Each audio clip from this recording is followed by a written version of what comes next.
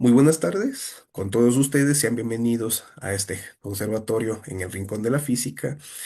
Una vez más a nuestro invitado VIP de lujo, el doctor Steven Rojas, que lo tenemos aquí para tener otro conversatorio muy interesante.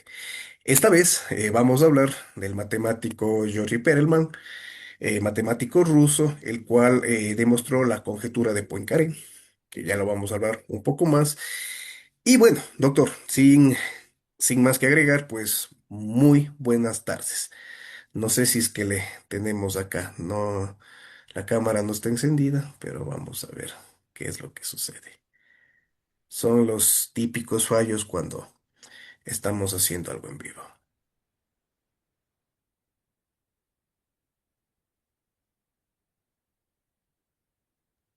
Ahí le tenemos, doctor. No sé si cómo está su audio.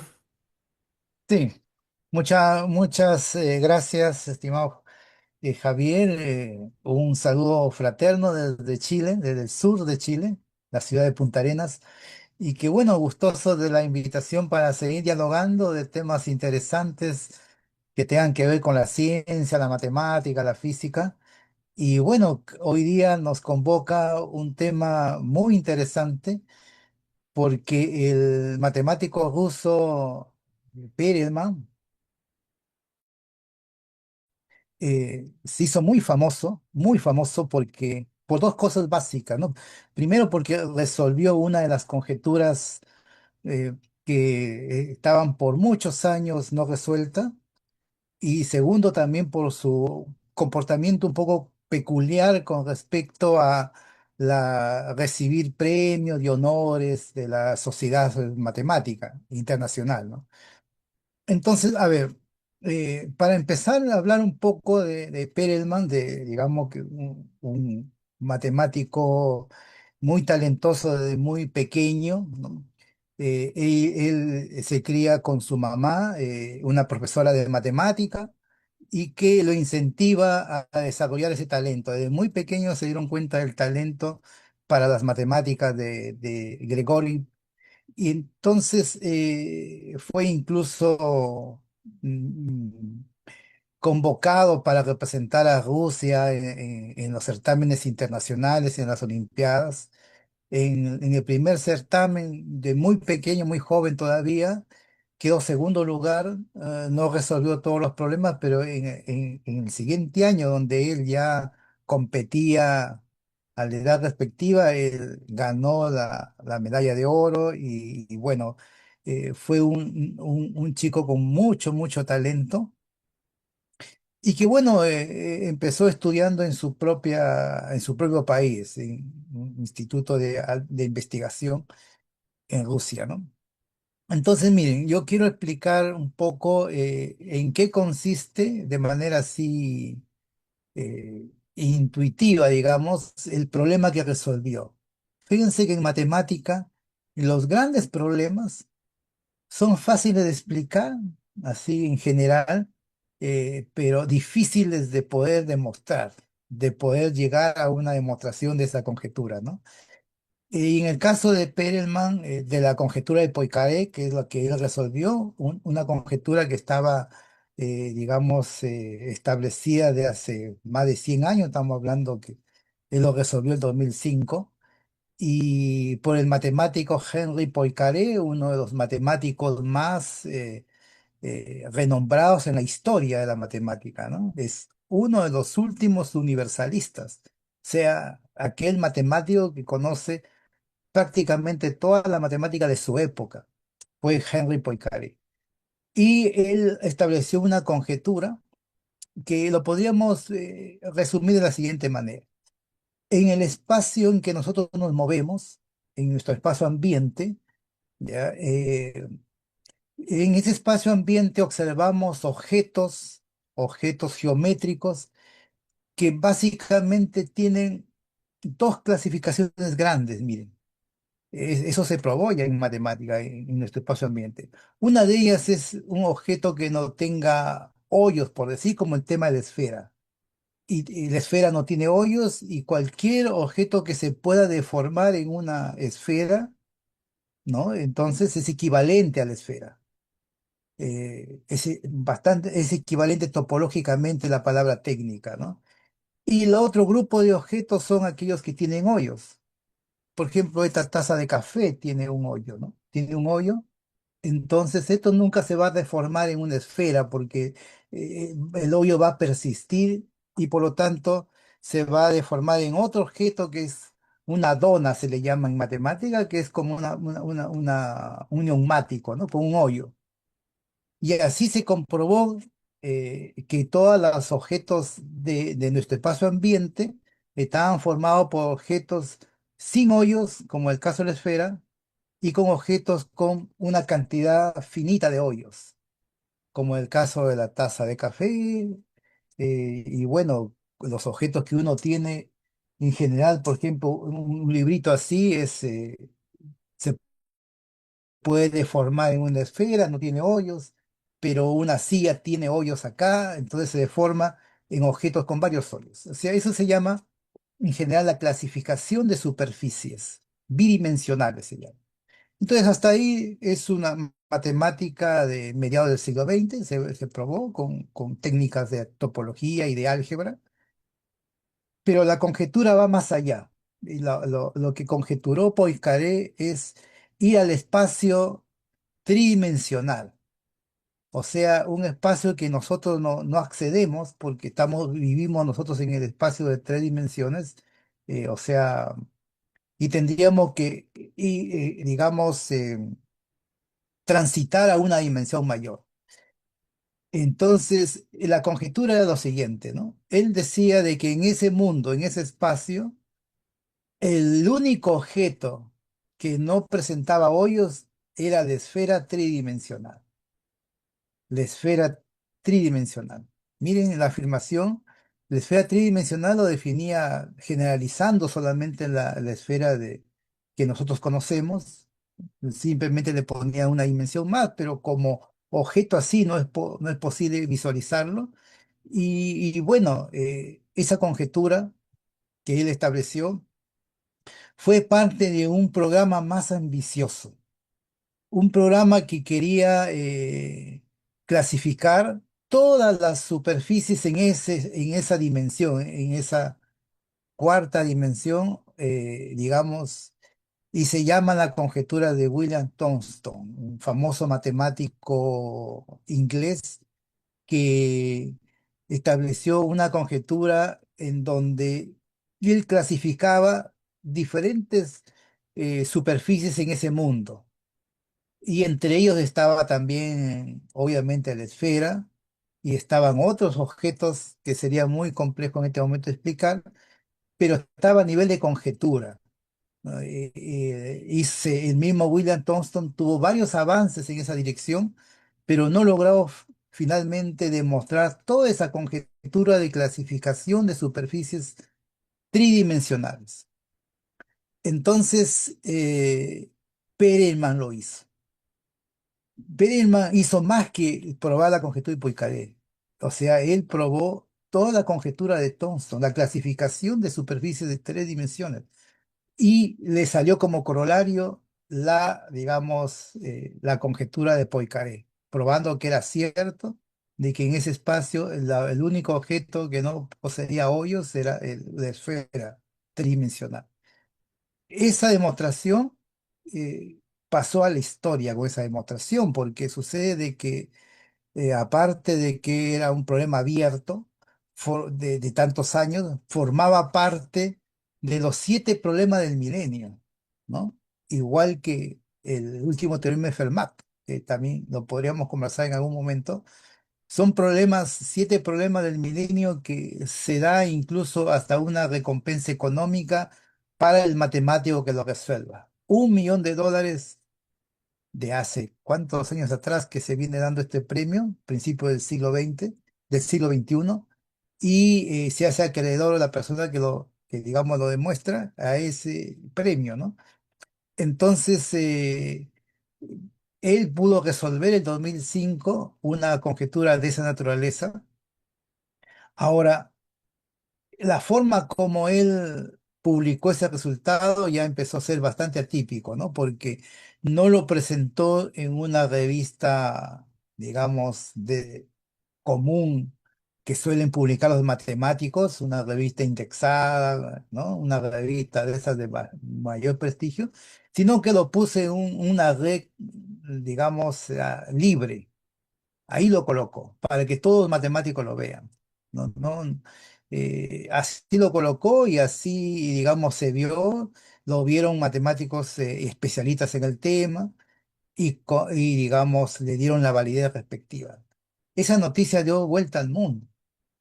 O sea, los problemas del milenio, el que resuelve un problema del milenio da la vuelta al mundo, digamos, en su prestigio, en su, digamos, nivel de premios que consigue de diferentes lugares. Y bueno, pues ahora, para terminar esta parte, quisiera agregar lo siguiente, ¿no? La prueba que dio Perelman, que por si acaso, si alguien quisiera tener una idea un poquito más detallada de de esa demostración, puede visitar mi canal de YouTube, y donde yo di una charla, he dado una charla solamente refiriéndome a la conjetura de Poincaré. Y ahí doy una idea de cómo él llega, cuáles son las técnicas que utiliza, el conocimiento que es necesario para poder comprobar algo que no es visible para el ser humano, pero sí desde el punto de vista matemático se puede deducir cosas, ¿no? Entonces, pero miren, el problema es el siguiente, de que él hace uso de, de flujo de Ricci, que son, digamos, unos tensores que vienen de la física matemática, y que y no, y en base a resultados que trae, que, digamos deduce de esos flujos, él puede establecer, digamos, varias deducciones ahí para la clasificación de Tungstone, pero no es una demostración topológica. El problema es, el problema planteado inicialmente es netamente topológico, o sea, en el sentido que es netamente matemático. Lo ideal fuera no conectarlo con temas de la física, ¿no? O cosas que puedan, digamos, asimilarse de otras áreas, ¿no? Esa prueba todavía está abierta, los topólogos del mundo están, digamos, buscando una prueba topológica de ese resultado, a pesar que ya no es una conjetura, es un teorema ya probado, y también en el aporte científico no es suficiente ya probar el resultado, que ya está probado, sacramentado, sino que también si alguien puede encontrar una demostración diferente o con un enfoque distinto, también califica para ser publicado igual, ¿no? Entonces se está buscando en este momento la demostración estrictamente matemática, topológica del tema. Pero de todas maneras eso no le quita absolutamente ningún mérito a Gregory Perelman, que hizo un aporte que no lo había hecho ningún matemático del mundo, ¿no? Claro que él se apoyó de otros trabajos, del mismo trabajo de William Thomson, también del matemático Hamilton, que fue que le dio la idea inicial de cómo poder trabajar ese tema, también. Toda vez que en la literatura matemática hoy día se le conoce como teorema de Perelman-Hamilton, así, ¿no? No es solamente el apellido Perelman, sino Hamilton, porque fue el que dio la idea central para atacar el problema, y Perelman fue quien buscó las nuevas técnicas para superar lo que Hamilton no podía desarrollar, lo hizo él. Entonces, fue un gran mérito de este matemático ruso. Así que eso podría comentar por el momento. Muchísimas gracias, doctor Steven, por su intervención. Incluso, bueno, también leyéndole a Grigori Pellerman, y ahí tocó usted algo sobre este matemático Ricci, que no sé si estaba en Princeton o era en Estados Unidos, donde Grigori hacía justamente sus estudios. Se decía de que este matemático Ricci, el nombre no se me lo viene, si sabe me lo dice, habían conversado Ricci con Perelman y justamente los mitos, las leyendas dicen de que Perelman obtiene esa, digamos, esa iluminación por parte de Ricci para terminar su demostración de la conjetura y sin embargo Ricci quedó enojado con Gregory Perelman con respecto a eso, que nunca le avisaron, nunca le dijeron a Ricci de que Perelman iba a tomar su idea para la resolución de la conjetura. No sé qué opina usted.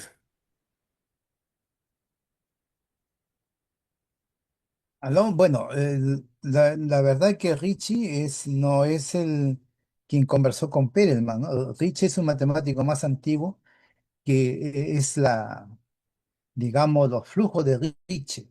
Los flujos de Ricci ya es una técnica de las ecuaciones en derivadas parciales mucho más antigua.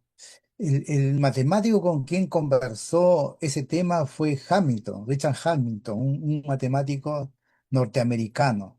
Él fue el que, digamos, había trabajado con los flujos de Ricci y le había mostrado las dificultades técnicas que él tenía para avanzar en la dirección de resolver la conjetura. Y claro, o sea, con el tiempo, porque eso fue una conversación de unos minutos solamente, le enseñó el artículo, estaba publicando Hamilton, todo, pero después el trabajo fue eh, claro, esa conversación se dio en Princeton, en Estados Unidos, porque él era un estudiante de postdoctorado, me parece allá, después de terminar su doctorado en Rusia, se fue a estudiar allá o estaría en un congreso, pero lo importante fue de que él conversó en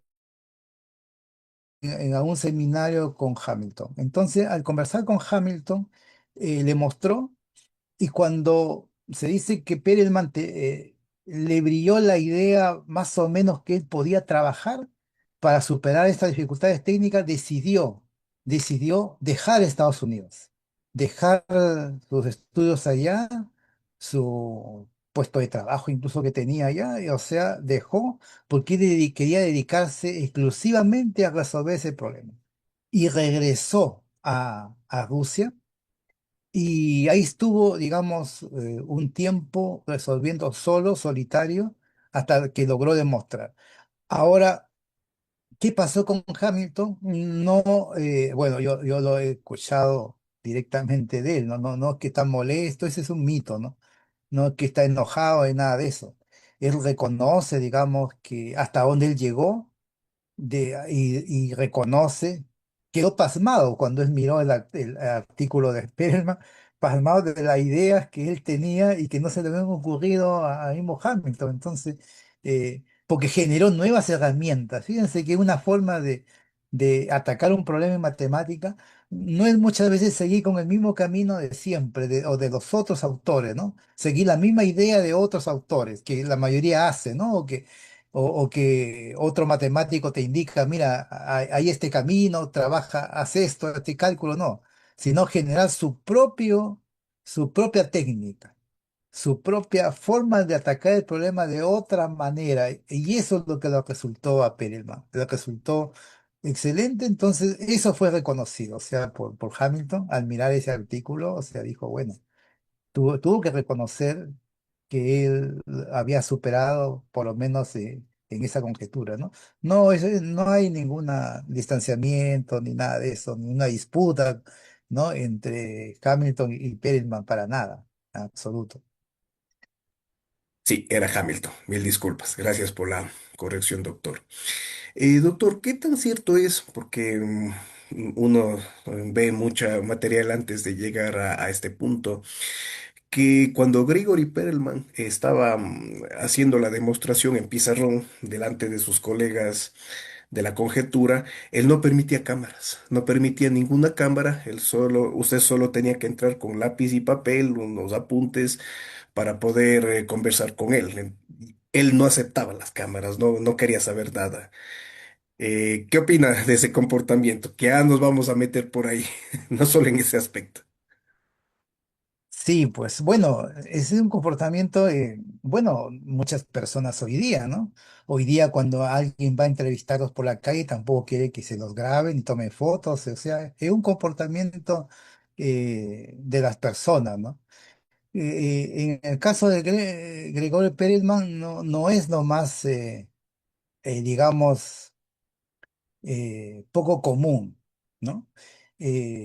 Eso de las cámaras, a veces sucede, los profesores no quieren que se les graben sus clases, no quieren que se les grabe sus conferencias. Eso pasa y podríamos darle alguna explicación, pero muy particular de la persona, ¿no? En este caso de Perelman no era porque, digamos, dudaba de lo que estaba explicando, o quizá porque alguien podía detectar un error y que lo podría, digamos, hacer quedar mal. Ese tipo de cosas no se da en matemáticos de ese nivel. Matemáticos de ese nivel aceptan los errores, aceptan cuando cometieron o alguien tiene una idea mejor que la suya. No, no hay ningún celo en ese aspecto en matemático de ese nivel. Entonces no creo que Perelman ese comportamiento sea por algún motivo particular ¿no? Más bien son otras las cosas que él dentro de su comportamiento que sí son bastante, llaman la atención, ¿no? Llaman la atención de mucha gente que él al regresar a Rusia y al regresar después, digamos, de publicar su artículo así en un medio electrónico no oficial, digamos, eh, él no rehúye a todo tipo de prensa, ¿no? Su aporte ha sido universal. Los diarios del mundo trataban el tema y querían conversar con él. Él no quería ningún tipo de prensa, ningún tipo de reconocimiento. E incluso, dado que era un problema del milenio lo que se había resuelto, entonces era menester que él se hacía acreedor de eh, $1 millón para que, digamos, para él y también todo lo rechazó, todo. O sea, la medalla Phil, que eso lo hizo cuando él tenía menos de 40 años y por lo tanto también se hacía acreedor de la medalla Phil y del premio económico por la medalla Phil, y igual, o sea. Su asiento quedó vacío ahí, no fue ni recoger la medalla y mucho menos el premio. Y él seguía en su casa, con su mamá, en su departamento de su mamá, viviendo en condiciones como todo el mundo sabe y lo han visto, digamos, en las grabaciones que existen sobre él, en situación bastante precaria, ¿no? Económicamente, teniendo en cuenta de que él podría trabajar en cualquier universidad del mundo.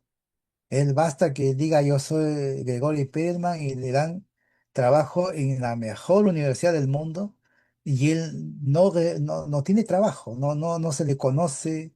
En Rusia renunció a su puesto que tenía, en Estados Unidos también, entonces él está desempleado porque él quiere estar desempleado y está aislado porque él quiere estar aislado. Entonces, eso que esperamos de ir desentrañando ese tipo de comportamiento, que no es el único, ¿ah? No es el único matemático. Hay otro que es muy conocido, que es Alexander Gröttinger.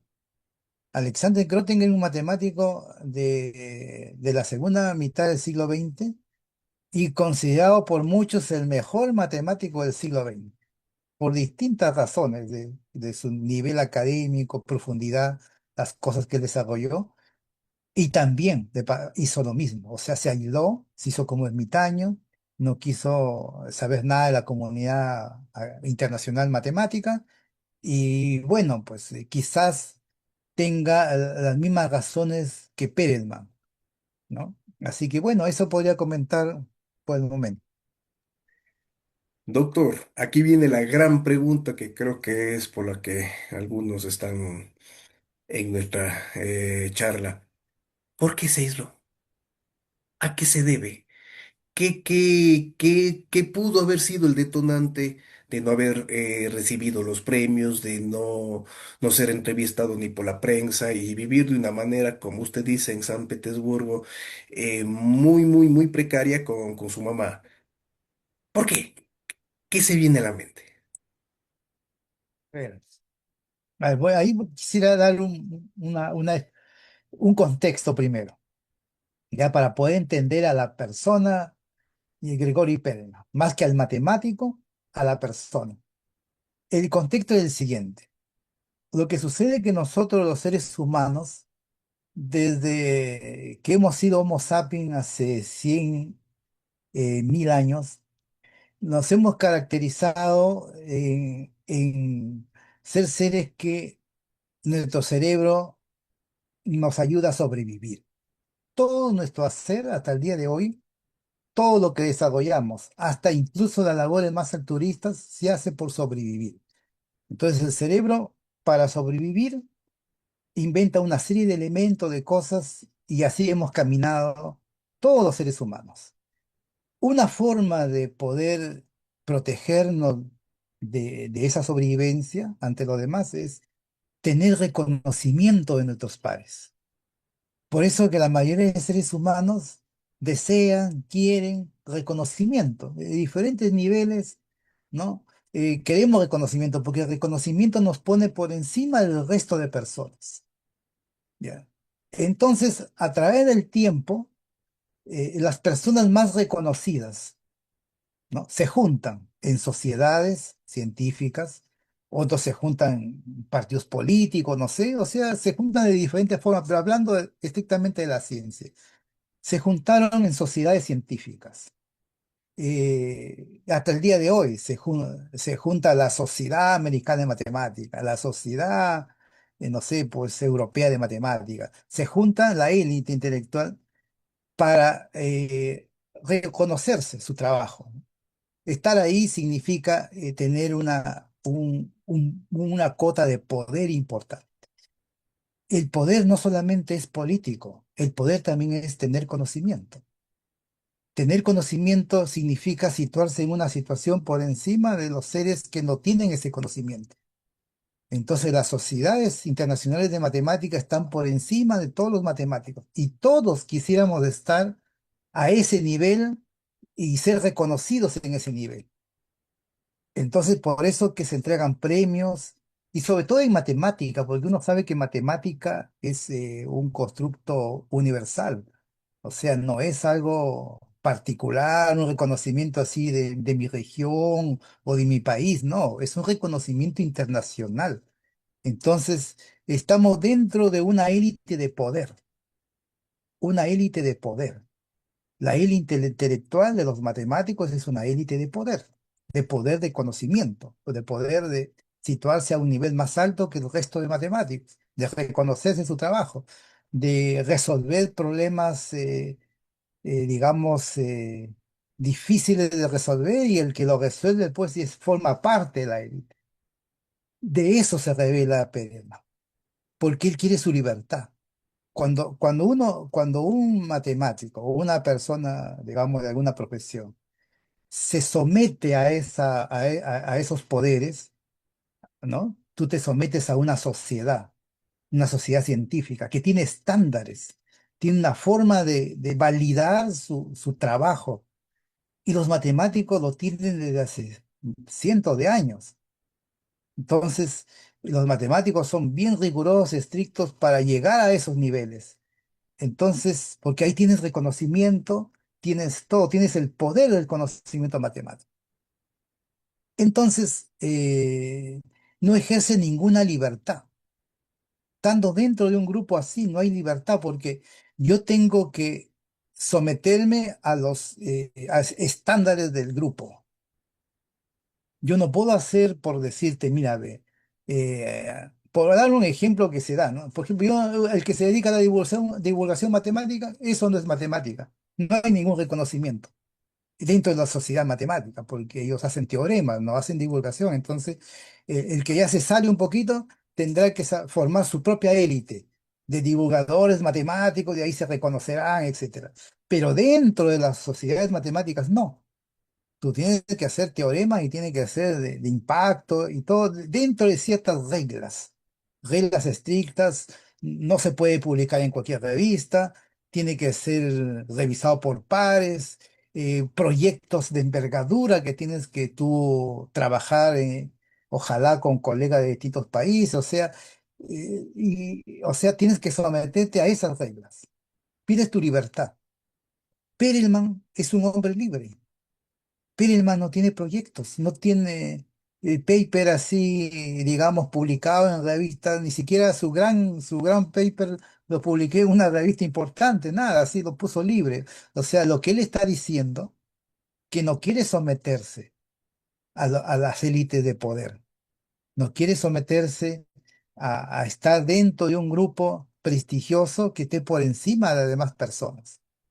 Eh, Ese es un pensamiento, miren, bueno, como le decía Grottinger, le pasó lo mismo. O sea, hay personas que consideran incluso que lo que ellos han hecho no merece un reconocimiento porque piensan que puede, que solamente trabajar y trabajar y vas a conseguir los resultados. No se creen más superiores intelectualmente que otros. No se creen más matemáticos que otros porque ya hicieron un problema así. O sea, son muy peculiares, no se someten a las élites de poder académicas, pero ganan en libertad. Libertad que no tienen nosotros matemáticos, que está uno sometido a esos, digamos, sociedades científicas. Hay un sometimiento voluntario, obviamente, el que quiere ser reconocido, el que quiere ser una persona, un matemático de nivel, tiene que estar en esos estándares, ¿no? Entonces, pero Perelman no. Perelman ya es una persona, digamos, libre. No le interesa la publicidad en ningún tipo porque también es otra forma de sobrevivir. Otra forma de sobrevivir no es solamente ser experto en un tema o no, también el que es más conocido, el que es más publicitado, también tiene un estatus por encima del resto. Entonces, en el momento que llega la prensa y te quiere, digamos, entrevistar para tener una noticia mundial, no quiere estar sometido a todos los vaivenes que también tiene la prensa y la publicidad y que también es otro poder que se está sometido, ¿no? Entonces, eso yo creo que eso es lo que le sucede a él y aún más, ¿no? Para eso hay que desprenderse de los egos personales. El ego nace también de nuestra necesidad de sobrevivir. Porque si tú no tienes ego, no tienes amor por ti, entonces el otro te puede ganar. Entonces tú necesitas sobresalir, necesitas estar arriba eh, y el ego se te sube por las nubes. Entonces, pero para eso tienes que estar dentro de los grupos de poder académico, dentro de ese grupo. Y Perelman, con su actitud y su forma de ser, ha demostrado que no le interesa, no tiene ni el ego alto, no le interesa exponerse. Él incluso lo dijo una vez así textualmente, le dijo que él no quería ser como un animal de un circo, así que exhibirse como si fuera un animal de un circo, creo que dijo así. Claro, eso de ahí marca de que no quiere pertenecer a las élites públicas de fama, de poder de conocimiento tampoco, ¿no? Y mucho menos del poder económico, porque también otro lado es el poder económico, los premios, por ejemplo, los reconocimientos tienen un factor económico importante. Él con su madre viven, tengo entendido, de la pensión de jubilada de su mamá. Probablemente no necesite más. Basta que tenga para su alimentación, el departamento que él vive con su mamá debe ser de su mamá, entonces no necesita más. Y por eso lo ven siempre con una ropa, digamos así, bien precaria, comprando el pan, así, lo han visto, lo han grabado incluso a Perelman. Normal. O sea, el ser humano cuando se despoja, miren, se despoja esto de la sobrevivencia, se despoja del prestigio, se despoja de los egos, se despoja de todo. ¿Qué necesitas tú para vivir y ser feliz? Bueno, un techo, donde estar, tu comida, tu alimentación, ropa, si es que, y la ropa no es de todos los años, pues, y salud, nada más. Un intelectual en general no necesita más para vivir. No necesita tener. Pero ¿por qué quiere los premios un intelectual? ¿Por qué quiere estar en la élite? Su cerebro, el cerebro de las personas en diferentes, digamos, escalas, queremos sobrevivir, no queremos morir, no queremos que los demás Entonces estamos en un lugar así, ¿no? Entonces, para eso se han formado las grandes élites intelectuales, pues, ¿no? Perdemos libertad. El costo que se tiene estar en las élites académicas es perder libertad. Pérez mantiene toda la libertad del mundo. No está sometido a un horario de clase, ni que tiene que investigar, ni que tiene que presentar un proyecto, ni que nada. Él estará investigando seguramente por su cuenta, o quizá no, no se sabe, pero es libre. Entonces es un hombre que ejerce su libertad. Eso es Pérez, no, no es una persona común como la mayoría de nosotros que queremos reconocimiento, queremos estar, digamos, reconocido profesionalmente, ¿no? Porque eso me da mejor nivel económico, me da fama, me da prestigio, ¿no? Subo de categoría académica, soy profesor titular, investigador. Estamos en un mundo así. En este momento estamos en el mundo de la utilidad, todo es útil. Estamos en un mundo del facilismo y estamos en el mundo que todo el mundo quiere ser investigador, porque eso lo pone en una situación de privilegio ante los demás. Perelman se ganó todo y no quiso tener privilegios. Él anda como una persona común y corriente, ¿no? Entonces, ese es un ejemplo muy peculiar y yo creo que es importante decirlo para que se entienda la persona. No, no es que está desequilibrado, como algunos dicen, como que está mal, no. No, o sea, de partida un matemático que hace teoremas muy difícilmente va a estar desequilibrado. No, pero tiene su razón de su comportamiento y eso yo creo que es lo que está pasando con Gregory Perelman.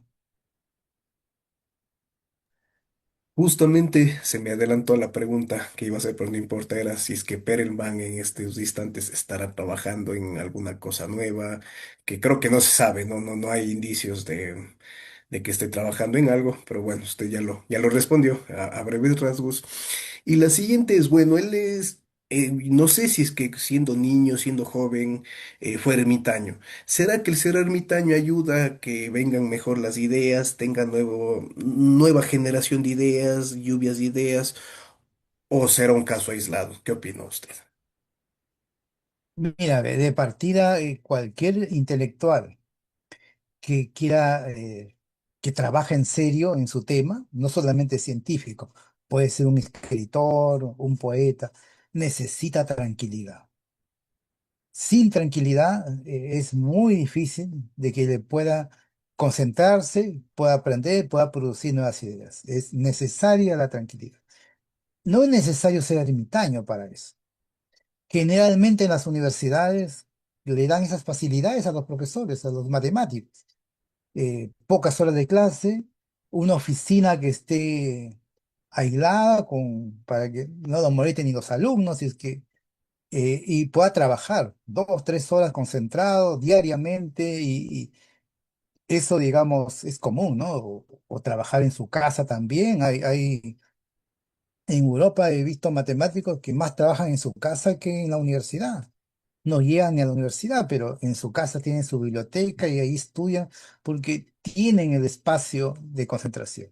No, no es necesario ser un ermitaño, ¿no? Yo creo que el ermitaño está más asociado a ejercer una libertad, salirse del sistema, de este sistema que hemos creado nosotros, un sistema académico donde permea la universidad, permea las sociedades científicas y le quita libertad a la persona. O sea, un matemático, por ejemplo, que esté en una universidad, puede tener las condiciones básicas para producir porque tiene, bueno, pocas horas de clase, tiene tranquilidad para trabajar, pero la universidad le da esas condiciones a cambio de que él publique un proyecto, vaya a un congreso, haga actividad académica, ojalá le den un premio, prestigia a la universidad, o sea, está sometido al sistema académico internacional. En ese sentido no tiene libertad. No tiene libertad de decir, mira, un año me voy a dedicar a pasear. No, porque tiene, el proyecto no tiene un tiempo que tiene que producir. Él no puede decir, mira, y aquí voy a decir, ni siquiera puedo decir, me va a salir un teorema de aquí a un mes, 2 meses. Tampoco. Entonces, pero si lo puse en un proyecto que al fin de año tiene que hacer una publicación, sí o sí tiene que hacerlo. Y por lo tanto ahí las horas para su familia, las horas personales para su recreación, todo se ve afectado para cumplir, ¿no? Le quita libertad. En cambio, una persona así como Perlman o Krötinger, que se hizo ermitaño porque ahí te alejas. Estamos hablando de que un ermitaño ni siquiera recibe un mail, ni una carta, ni una visita de colegas, de amigos, de familia, de nada. Se aísla totalmente, ¿no? Ese ya es irse contra el sistema ya. ¿No? En el caso de Gröttinger, él no solamente se fue con el sistema académico, que también, ¿verdad?, se acusa de que también hay corrupción ahí en el sistema académico, también del sistema político.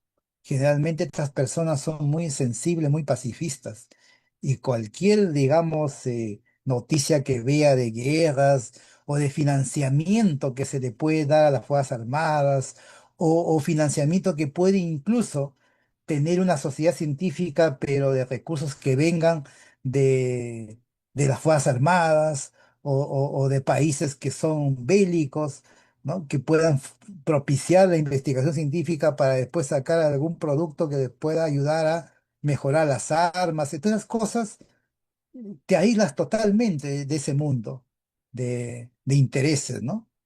Entonces eso le pasa a estas personas, yo creo, no, no es que tengan un problema, digamos, psicológico de persona, no, sino que es su forma de ver la vida, ¿no? De privilegiar su libertad. Su libertad, mire, puede estar en su departamento, pero ¿no? Y ustedes me pueden decir, pero él no sale para nada, no pasea, no sale. Pues su libertad para él es eso, su tranquilidad. No está sujeto a nada. Entonces, cada uno ejerce su libertad en lo que le, le agrade, ¿no? Le apetezca. Y para él es eso, de repente estará ahí haciendo cuántos teoremas, no lo sabemos. No se sabe porque él también es hermético, porque él, yo creo que si él dice algo, que está haciendo alguna demostración, alguna cosa, eso va a salir en la noticia. Eso de ahí va a ser noticia. Y lo menos que quiere es estar en ese mundo de nuevo de la farándula, de la noticia, la publicidad, o que lo estén llamando después de las universidades para que dicte una charla, esas cosas que también él se aisló porque quiere ser libre, Joel Perryman. Excelentísima intervención, doctor Steven. Y bueno, tenemos un problema resuelto del milenio. No sé si se sabe con respecto a los otros problemas. No sé si es que han habido avances, hay matemáticos que están trabajando, cómo le ve o han llegado a sí mismo, han trabajado mucho, pero después llegan a un callejón sin salida. No sé si se tiene actualizaciones con respecto a los otros problemas. Mira, veo, en los dos problemas que se han resuelto, ¿no? En los últimos años, de la conjetura del último teorema de Fermat, que fue como en el año 94 del siglo pasado, y después el 2005 con Perelman, ¿no? Y hay otros problemas más que están sin resolver, entre ellos la hipótesis del continuo, ¿no? ¿Qué sucede? En un mundo, en una élite intelectual altamente competitiva. O sea, aquí, digamos, en la academia, el primero que publica el teorema es el que gana. O sea, si hay un chino trabajando en lo mismo, o un indio trabajando en lo mismo, y es el que publica primero, aunque yo haya trabajado 2, 3 años y me demoré un día, 2 días, el otro me ganó.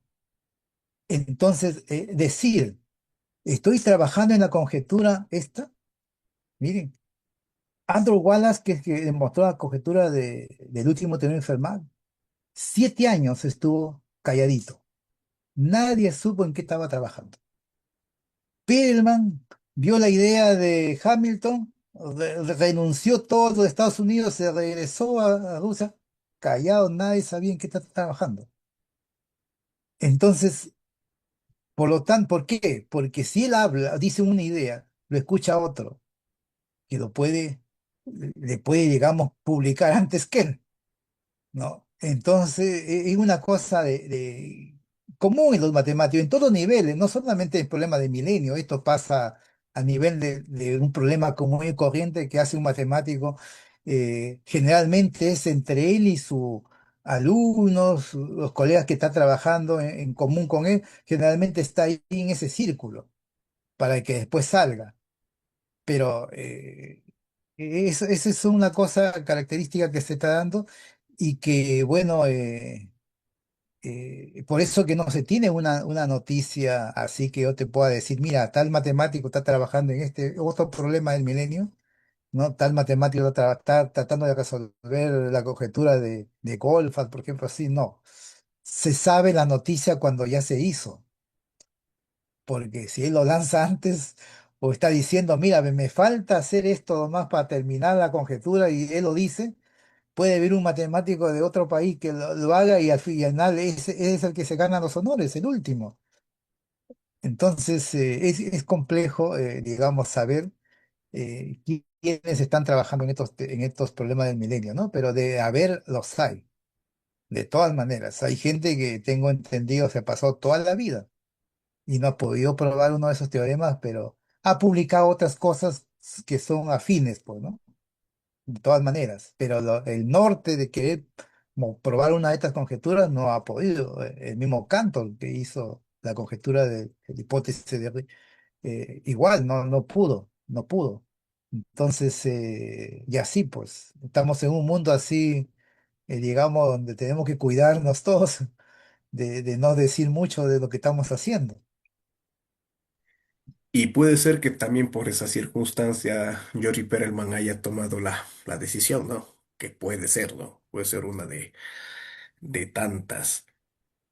Bueno, y ya para finalizarle y todo, por ser Día de la Madre a veces es complejo. Entonces, imaginemos un universo paralelo hipotético en el cual Georgie Perelman no es así como lo hemos descrito y usted tiene la chance de, no sé, tomarse un café o tener una charla con Grigori Perelman. Vamos a ese hipotético caso. ¿Qué le preguntaría a Grigori?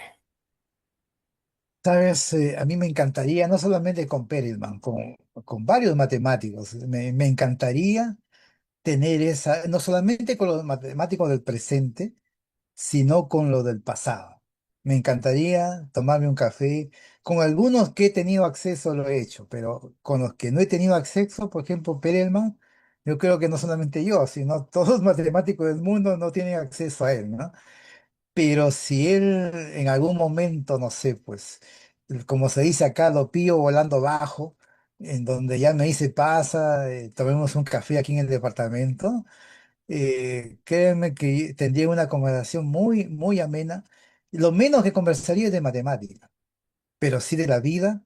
Quiero saber de la vida, de él, su pensamiento, su actitud para ciertas cosas, entenderlo, hacerle como un estudio psicológico a él, ¿no? Eso me encantaría. Eh, Después, las cosas que como matemático puede hacer, mira, ve, yo te puedo decir que yo llevo ya como varias décadas dentro del mundo matemático y siempre me ha encantado, siempre desde muy joven, observar el trabajo de un matemático. O sea, yo tengo un panorama bastante completo de las características. Cada matemático son un poco diferentes, incluso en cada país tienen distintas formas de trabajar. Claro que converge en un estándar común, pues, eso sí. Y me ha gustado observar. Entonces, a Perelman, si yo conversaba con él, yo ya más o menos intuyo cómo es su forma de trabajar desde el punto de vista matemático. ¿Ya? Pero sí su comportamiento personal, ¿no? Quisiera corroborar, por ejemplo, lo que yo acabo de decir hoy día, que él se quiere aislar, quiere ejercer su libertad, aislarse del mundo académico, de las élites académicas, ¿no? Para ejercer su libertad. Me gustaría, digamos, preguntarle esto para ver, corroborar lo que yo estoy afirmando ahora sobre él, ¿no? Así que, y tomarse un café y hablar de la vida, pues, hablar tantas cosas de la vida, ¿no? Me gustaría. Listo, mi estimado doctor. No sé si existe alguna pregunta adicional para hacerle al doctor Steven Rojas, alguien de acá, o si no, nos están viendo por TikTok también. Si es que hay consultas, pues acá, bienvenido sea, doctor, está listo para responder a cualesquier consulta que se le plantee. Pero mientras tanto, qué vida, ¿no? De Gregory Perelman. Interesante. Y sobre todo, él tiene esa forma de ser, como usted dice, tal vez ya nada más, nada más. O sea, eso es lo que él necesita. Con eso él vive bien, él es feliz a su manera y bueno, y hay que respetar, ¿no es cierto? Completamente eso. Entonces, mi estimado doctor, mejor un agradecimiento una vez más a nuestro invitado de lujo, que siempre aquí en Rincón de la Física es bienvenido. Ya vamos a ver qué otro tema planteamos. Ahí usted nos planteó unos dos interesantes antes de iniciar la charla, que ya conversamos para ver cuál de los dos le podemos continuar, pero ya todas aquí las madres que nos estén viendo, pues desearles un excelentísimo día. Y bueno, mejor, gracias doctor, y unas últimas palabras sobre la charla, sobre Erigo, sobre todo, pues aquí estamos. Mira, agradecerte por la invitación y la oportunidad de dirigirme a todo el pueblo ecuatoriano y de América. Y bueno, desearle a todas las madres hoy día que lo estén pasando súper bien al lado de sus seres queridos. Recordarle a las madres matemáticas, que hay muchas, muchas, ¿no? Su gran aporte que se hace a la ciencia por parte de las mamás, las mujeres en general. Hoy día están viviendo un momento muy, muy importante porque pueden desarrollar su carrera académica y pueden aportar tan igual que cualquier varón y que bueno, que sepan que nosotros los varones lo respetamos mucho, lo valoramos mucho, todos tenemos una mamá que nos educó, nos crió y que tenemos sus valores, sus principios y si tuviéramos la suerte de tener una madre matemático, imagínense cómo hubiésemos estado de felices, ¿no? Así que yo les envío desde acá del sur de Chile un fuerte abrazo, ¿no? Y bueno, a ver si un día de estos comentamos de alguna mujer matemático que ya han ganado premios internacionales de relevancia, importancia mundial. Así que eso esperamos en algún momento seguir comentando. Y bueno, pues un abrazo fuerte y dejemos tranquilo a Perelman, que debe estar descansando en este momento por allá. Y bueno, pues y que siga ejerciendo su libertad. Así es, mi estimado doctor. Sí, dejémosla Perelman en paz y muy agradecido. Y esperemos tenerle de vuelta nuevamente aquí, mi estimado doctor. Y muchísimas gracias. Gracias a todo el público también que nos está viendo. Un abrazo hasta el sur de Chile. Un abrazo. Chao.